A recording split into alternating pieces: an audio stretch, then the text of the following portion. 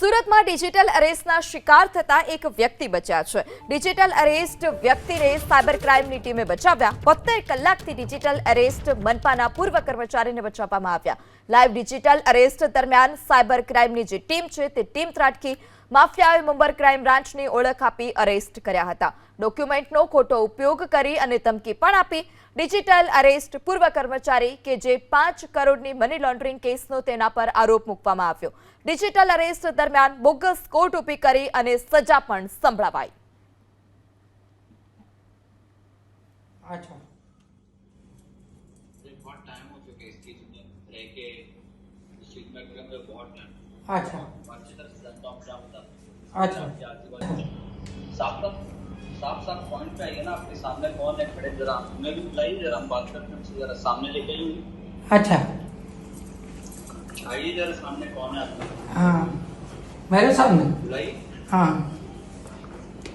बुलाइए बुलाइए बुलाइए बुलाइए सामने कौन मेरा भाई है मेरा भाई है बुलाइए आपके भाई को हाँ सामने बैठाइए ना बात अच्छा हाँ बोलो बोलो सामने आइए ना सेठ जी किधर हो आप सामने आइए ना जरा अरे यहीं हूँ मैं, बोलो ना। सामने आके बैठे तो सही अरे मैं सामने तो हूँ। कहाँ हो आप दिख नहीं रहे हो नहीं दिख रहा हूँ।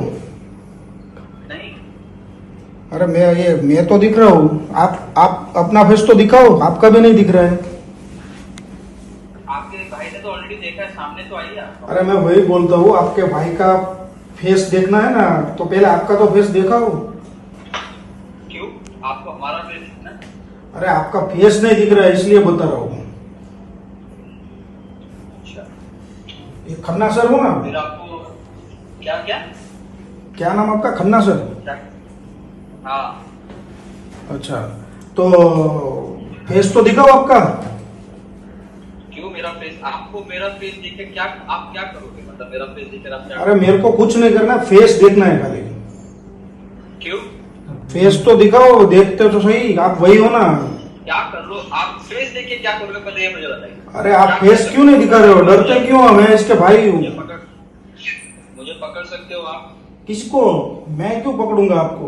आप सामने बैठे और मेरे सामने बैठ के बात करें अरे मैं वही बता रहा हूँ, फेस तो दिखाए आपका। फेस देख के आप क्या करोगे सामने आप खुद बैठिए ना बात करिए ना सामने बैठ के आप अपना फेस भी नहीं दिखा रहे हो, फेस तो दिखाओ पहले।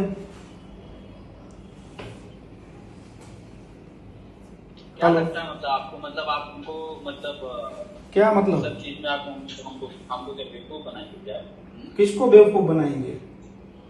आप तो બધી ઇન્ક્વાયરી કરી અને પછી કીધું કે તમારી સામે મની લોન્ડરિંગનો કેસ છે ને સીબીઆઈએ તપાસ કરવાની રહે છે એમ કરીને મને વોટ્સઅપ નંબર આપ્યો। વોટ્સઅપ નંબર પર મેં કોલ કર્યો અને વિડીયો કોલિંગથી મારી સાથે સીબીઆઈના ઓફિસર તરીકે વિજય ખન્નાએ વાત કરી અને બધી મને મની લોન્ડરિંગના કેસમાં હું નરેશ ગોયલ સાથે સંકળાયેલો છું।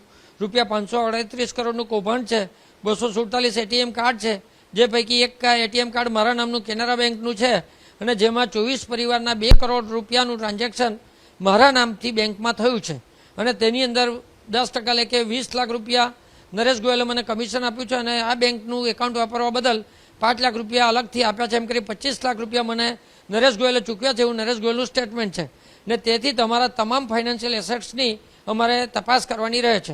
પછી મારો કેસ ચાલુ થયો, મને પૂછ્યું, મેં કીધું મને કંઈ ખબર નથી, હું કોઈ રીતે ઇન્વોલ્વ નથી। એટલે જજ સાહેબે મારા પર જાણે રેમ કરતા તે રીતે તમારી કસ્ટડી નથી કરતા પણ તમારે બધો સહકાર આપવો પડશે। તમારી બધી ફાઇનાન્શિયલ એસેટ્સ મૂવેબલ ઇમૂવેબલ તમારું રોકાણ તમારા રૂપિયા તમામની અમારે ઇન્ક્વાયરી કરવાની રહે છે। ડરમાં એ લોકોએ મને એવું કીધું કે નરેશ ગોયલના 400 સ્લીપર સેલ છે અને જે 24 પરિવારના પૈસા તમારા ખાતામાં આવ્યા છે તેમાં ઘણા ગરીબ માણસો રોડ પર આવી ગયા છે એટલે એ બધા તમને શોધી રહ્યા છે ને તમારું મર્ડર પણ થઈ શકે છે આમાં। બીજું એ કે અમે તમને કોઈ રીતે સિક્યુરિટી તો આપી શકીએ એમ નથી એટલે તમારે ઘરની બહાર નીકળવાનું નથી અને કોઈનો સંપર્ક કરવાનો, કોઈને ખબર પણ પડવા દેવાની નથી કે આવો કેસ ચાલે છે ને આ તે નહીંતર તમને મારી નાખશે। અને 500 કરોડથી વધારાની એક મની લોન્ડરિંગનું કેસ અહીંયા મુંબઈમાં નોંધાયેલ છે જેમાં તમારું જે તમારા નામ પર ઇશ્યુડ જે સિમ કાર્ડ છે એ પણ ઉપયોગ થયું છે એટલે તમને અરેસ્ટ કરવામાં આવે છે અને એ મુજબ પેલા જે કાકા છે એ ગભરાઈ ગઈ, એ ઘરથી બહાર રૂમથી બહાર પણ નથી જઈ શક્યા અને એમની જે પત્ની છે એમને પણ બાજુમાં બેસાડીને એ લોકો ડિજિટલ અરેસ્ટ પર મૂક્યા હતા અને સાથોસાથ પેરેલલી એ લોકો એમની પાસે જેટલી પણ મિલકતની વિગત છે એ મેળવી લીધી. તો પછી સામેવાળાએ આપણા જે અમિતભાઈએ એમ કીધું કે નહીં, એક દિવસમાં થાય એવું નથી લિક્વિડેશન.